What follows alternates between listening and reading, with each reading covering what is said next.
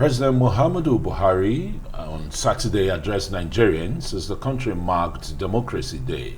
According to the president, Democracy Day is a celebration of freedom and victory for one people, one country, one Nigeria, while acknowledging that Nigeria is still on its way to becoming a mature democracy.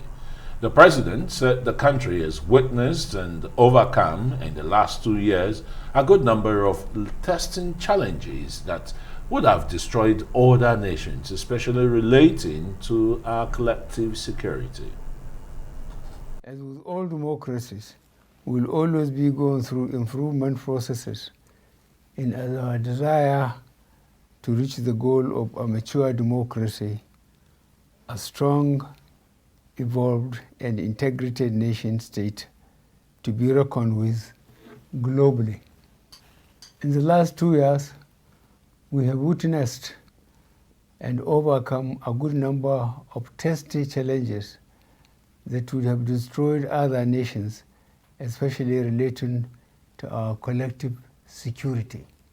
The indefatigable can-do spirit of the Nigerian has sustained us and would keep pushing us to put these challenges behind us.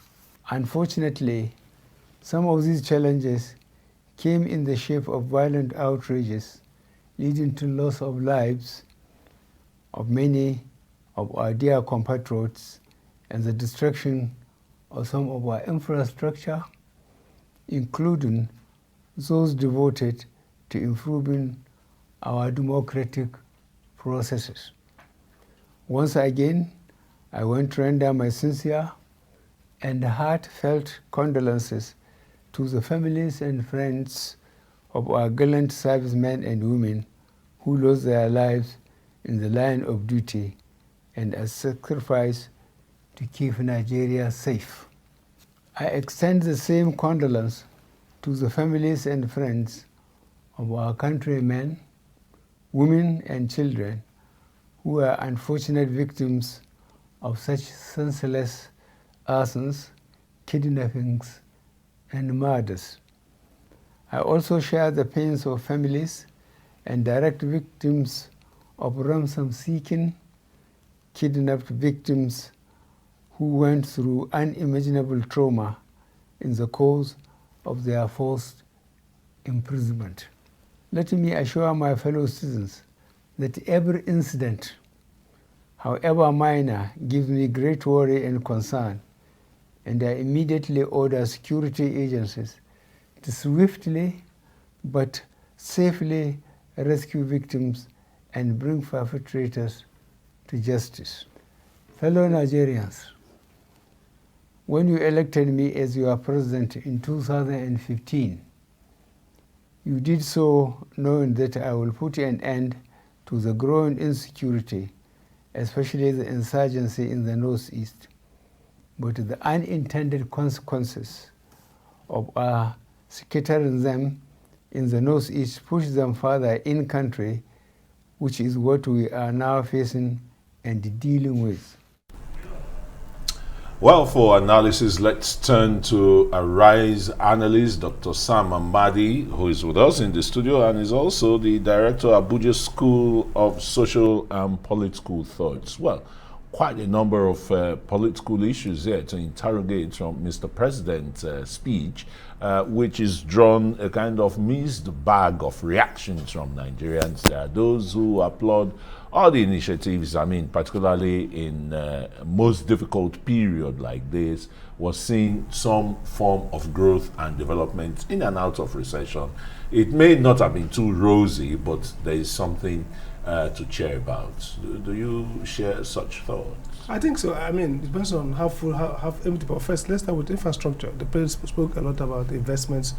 Clearly, this government has spent a lot in economic driven investment and, of course, social protection programs. But the question is outcome. So you can see that the outcome has not been very good. Think in terms of social protection policies. Numerous, more than 20 different traders' money, all kinds of intervention. But the problem is policy coherence and integration. So, for example, you cannot be thinking about taking 10 million out of poverty and you're not changing the allocation of budget towards social sectors that drive, anti-poverty. Okay, so government has done a lot of spending, borrow money, do spending. The central bank seems to be the one driving all these spends, but essentially the central bank shouldn't be the one making the economic policy for government. So what's missing in this government is that economic policy rigor and implementation. So yes, they are spending more, probably more than previous government, but the results are not there. That's why poverty is increasing. If you look at MBS But report, the president said in his speech, if you listen very well, that his administration has brought 10 million Nigerians from the poverty bracket. Yeah, the president will speak. The president's official data collector is the MBS. And MBS told us in 2020 that 40% extreme poor. And they are projecting more in 2021, okay, based on the COVID and other factors. So clearly that's not true. From president's own official data. If you look at the MBS daily monthly report on inflation, if you look at income or across the countries, the data does not speak about 10 million people in 2 years. I mean, that's really, if that happens consistently, we'll get out of this trouble. But again, if you look at spending on power, the government has probably done a lot, but essentially, lack of coherence. Nobody can argue that the power quality is not that much improved. We are still going right around tariffs or no tariffs. Different things. So first thing is, look, they're doing more, but they're not doing a lot in a systematic way. Again, you have to integrate everything. You have to look at, Oxfam says, 3 things driving poverty in Nigeria. They say first is that you're not allocating budget to the drivers of economic social welfare. Second, you don't have good, robust protection for workers. So look at the debate around minimum wage. Look at all the sacking going on. So how can you be, so even though state governments have a role to play, but government is not, the federal government needs to kind of shepherd everybody in the right direction. That's not happening. And then if you look at the fact that most of these interventions are scattered, they're not really coherent in the sense that they are enforcing each other. If you give people 5,000 a month, for example, or the 770,000 new blue-collar work for local governments, they're going to pay like 60,000 in 2 or 3 months, okay? That's not enough to get people out of poverty. Look at unemployment, it's about 33 to 35% now. Youth unemployment could be about 50%.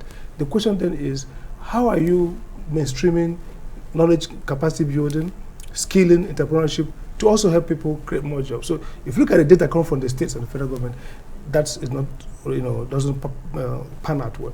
Democracy, for example. The president talked a lot about democracy. I mean, clearly, it can, ironic or maybe telling that on the day of June 12th, protection and police suppression. Okay, so the optics itself, it was #1 trending globally on Twitter from reports of God.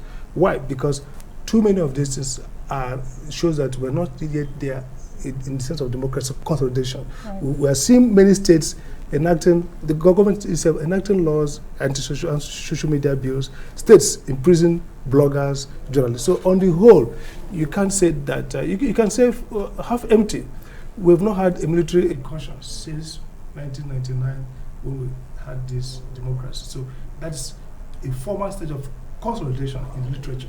But again, in terms of rights, expansion of accountability, freedom index that globally recognized, we're not doing well. And it shows in the rating, and that's why they still refer to it as a hybrid, meaning that though we have electoral democracy and all the institutions of civil liberal democracy, but essentially the norms, the practice themselves are somewhat authoritarian. So I would argue that maybe half empty and not half full. All right, Dr. Amadi, clearly there is that expression from the speech from the president, admittance of the areas that so much has not been done, and also their reassurance, really, so to say, that we hope for a better Nigeria. Sure. My question is, are these not the same rhetorics? Are there any surprises or different thing, if you like? Well, I think it's actually even getting more difficult for the president with all these subnational agitations going on, southeast, northeast, southwest, okay? One can argue that when he came to power, he has made more crises. If the COVID hit him, that's a big one for economy and for socials. Now, restiveness across the country. When he came to power, we had to deal with northeast and northwest. Now we're dealing with northeast, northwest, east, southeast, southwest. So let's give him that credit that maybe he is faced with a lot more storm. But again, if you look at the interventions, some of them have worsened. Some of the speeches, some of the actions. So primarily, the president can say, you know, that we're making gains. But if you look at the whole indicators, Nigeria remains the third most terrorized country in the world. Some people argue even number one. If you look at policing, for example, we came last in 2020 Global Internal Security and Police Index. We came last in the continent and last, one of the second to the last globally. So clearly what's missing here is the policies adopted. Are they such that are progressive? Are they addressing the real problem of illegitimacy or growing illegitimacy of government institutions? Are they addressing the issues around disconnection between the people and government? Or because if you do band-aids, or if you just formally apply them, and then the act of government or act of governance undercuts the efficacy of those interventions. So, for example, if NSAS was a big one, now since NSAS, have we got better policing norms? Are we getting structures, institutions, framework, and reforms that are now in mainstreaming transparency, human rights observance? We are seeing less, actually, instead of more. We are seeing, for example, rumors around suspending fundamental human rights and those things like that.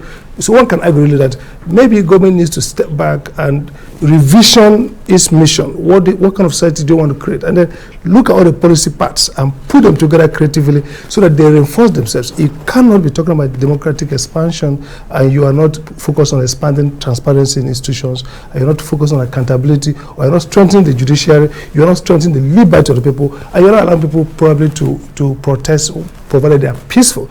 These are things that undercut maybe the things they are doing. So to a large extent, they still have the challenge of having to translate all of these policies to what works for the average Nigerian. I'm trying to make them coherent and make sure nothing undercuts nothing. So if you're going to, for example, grow the economy, then you can't have states probably act in a way that they are discouraging investment, because this is a national economy, is whole economy, even though we have federal state, you know, areas of safer influence, but each kind of affect the others. So if the federal government is doing well, shaping up ease of doing business, states are not doing well, states are compounding it, and states are creating more contractual risks they need to affect. So there's a level of coherence, clarity, that's very important, and consistency. So government needs to really come out and say, look, we want to run a progressive, open, democratic society, because that's what will help you to also grow the economy. I want to run a society that's efficient and production-based. I also want to address poverty. The poverty scandal is big. It's affecting security. I can't address it with band-aids.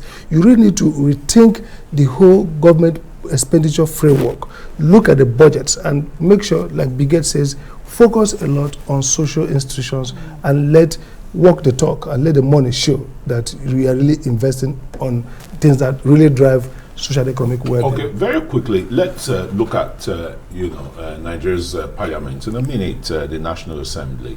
Do you think that restructuring, will help drive democratic culture and institutionalize democracy beyond the 22 years that we've seen so far? Absolutely, that's really what we need to do now. Again, look at it this way. You see, even if we have the best leaders and the best intentions, there are some structures that can produce results. So, for example, today, if you're going to concentrate economic policy making revenue at the national level, if you have states who cannot own their own bills and pay them and create their own wealth, maybe they're stopped from mining laws, petroleum laws and all that, then you won't have viable states as centers of production, and that will not drive down to rural economy. Nigeria has no rural economy. We have only a national economy that goes down to states. So that's a structural problem. So when we talk about structure, it's not necessarily about power grab. It's not about changing political power configuration. It's also about changing the institutions that define production.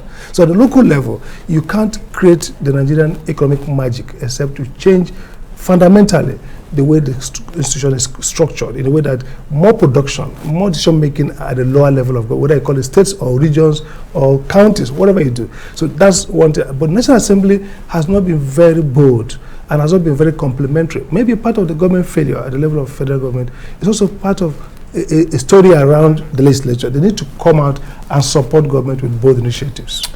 Thanks so very much, Associate Professor Sam Amadi, Arise News Analyst, and newly the Director of Abuja School of Social and Political Thoughts. Thank you.